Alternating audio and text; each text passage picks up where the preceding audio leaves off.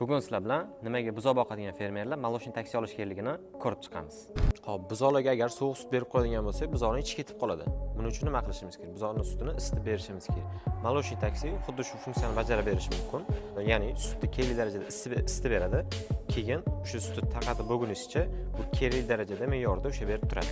Ko'rib turganinglar, bu молочный taksining maxsus dozatori bo'ladi. Bu orqali sizlar buzoqga necha litr sut berishinglar kerakligini oldindan belgilab qo'yasizlar va shuncha miqdorda sutni quyib berasizlar.